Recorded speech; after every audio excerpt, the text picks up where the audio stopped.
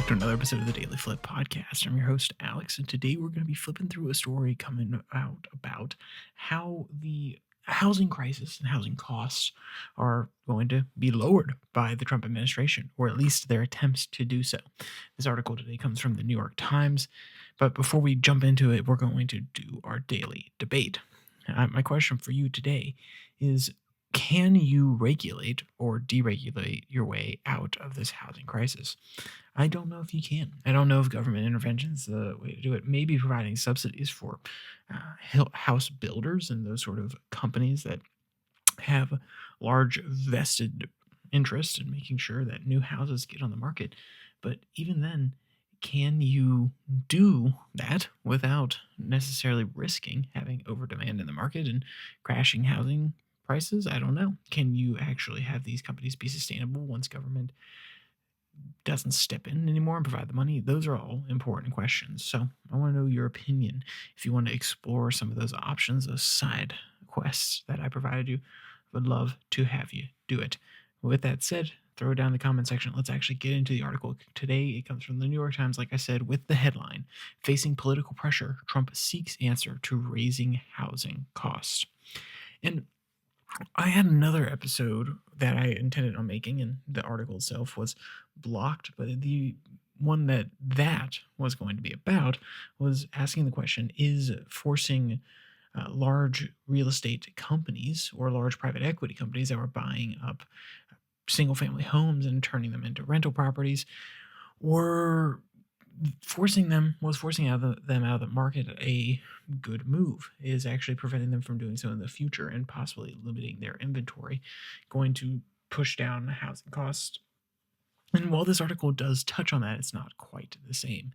I would even argue that that article had some points that aren't inherently true, which is, if you enable people to have their houses bought up by private equity, you're actually providing them incentive to hold out for longer and the possibility of getting more money, even though they make a great point that the highest market saturation you have of private equity houses in any given location across the United States was 3%, and most likely nowadays it's more down to 1% because they've sold some off, or for other various reasons there's more housing being built, therefore the percentage that they are taking up of the market is lower.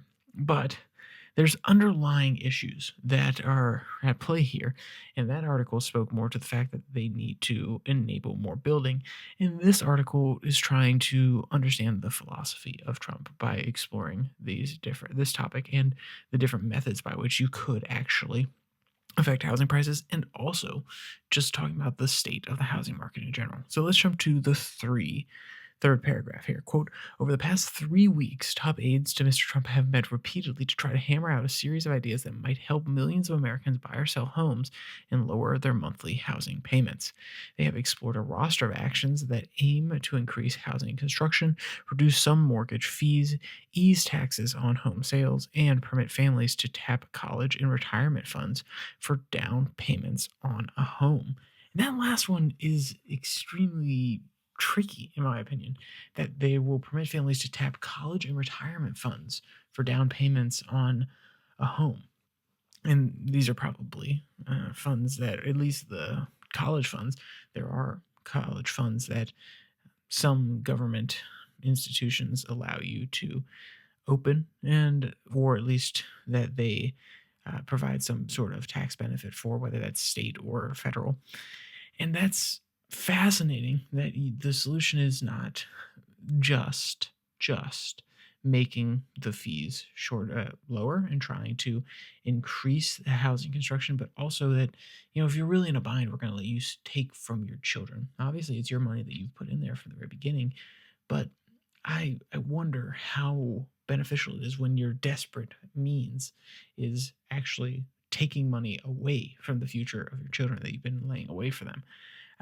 Of course, it's not quite as simple. Providing a stable house for them is obviously important, and you could probably make an argument that it's more important to have that when they're younger, and that they could take on the loans themselves when going to college. And I'm not trying to negate that from inherently being true.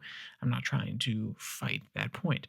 It's just an interesting place that we're at when the solution itself is taking away from those things and allowing those funds to be exploited, even if they, like I said, are yours for the buying of a house. I think it's something that put me at unease. Is that even a way to put it? It made me feel peculiar from the very first section of this article.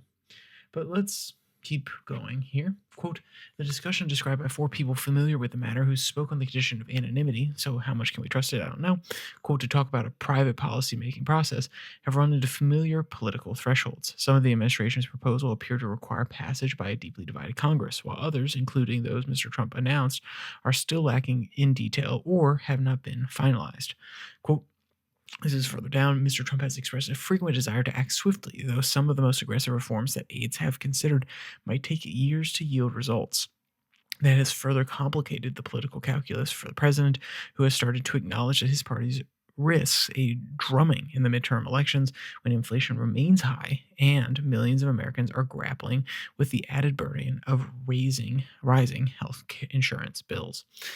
And the political considerations here are worthy for the authors to mention because, yes, it will take time for the benefits to actually be seen, and you may not get the immediate credit for it because it's not something you fix. But even those who don't like Biden's his initial Build Back Better bill and then eventually the CHIPS Act and the Infrastructure Act, at least the CHIPS Act I can speak to because I've done more breakdowns and done more analysis of it. Whether or not you like it and whether or not you agree with all of that extra spending, you can say that he had an eye on the future and he was willing to have these investments pay off beyond his lifetime. And it's not necessarily just about giving them a political cudgel. Now, some of the measures, like the union mentorships and these sort of funding programs for skills-based training, are more immediate things, whereas the infrastructure deals and the creating of funding to go to companies to bring fabs to the United States and train American workers, that's a long-term play. So if they were to actually get something forward, there has to be a mixed incentive package for it to be politically viable for the next midterm.